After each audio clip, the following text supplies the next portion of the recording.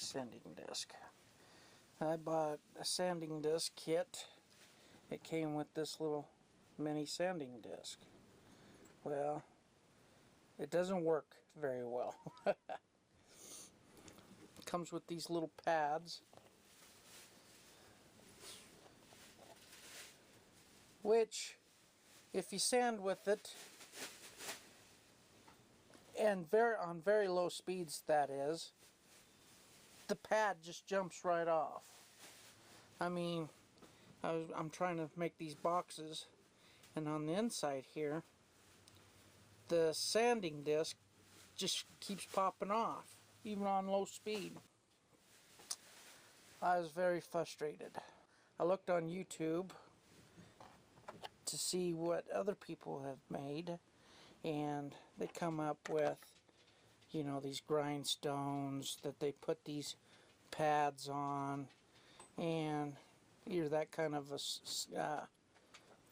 grindstone or this cutoff wheel here, you know, put these pads on and trim things up and make their little discs and whatnot.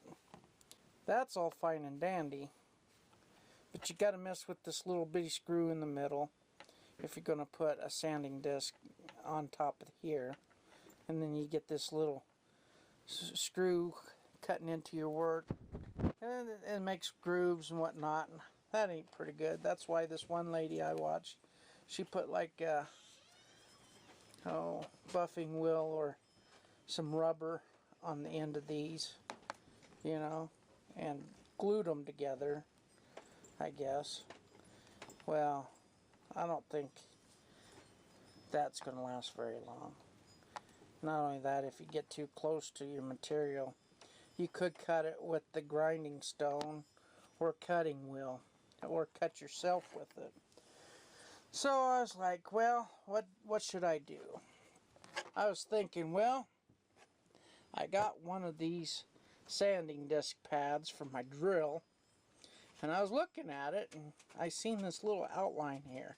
Little idea popped in my head, because I know that if you put a sanding disc pad on here, it stays on pretty good, even at a pretty decent high speed. So I use this for my drill, and I have for a little over a year and a half, and it works very well. So what I did is I got my spare one with the roughed up edges, and I cut this out. And what I used was this little cutting tool that Dremel comes with, and I went around the edge, went around this little circle here, and cut out this circle. And that popped right out. So, in order for the shaft to fit my Dremel, I had to grind on the shaft quite a bit. And what I used is this little grinding wheel on my Dremel. I shaved down the shaft to where it fits in my Dremel, but what I use is one of these keyless chucks, so it'll fit over it and it'll snug onto it real nice and tight. After I cut it out, it was kind of wobbly because, you know, it wasn't a perfect circle.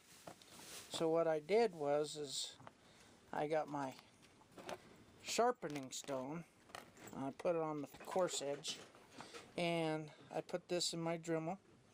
Used my Dremel to make it go round so I can make it nice and circular and balanced, and works pretty good.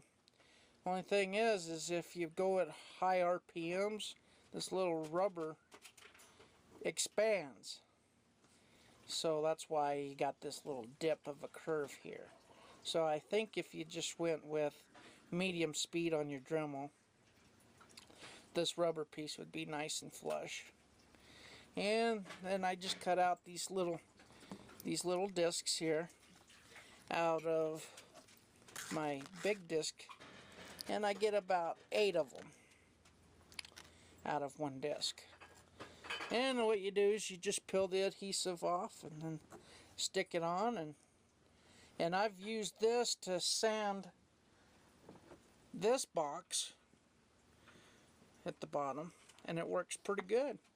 I haven't thrown a disc yet.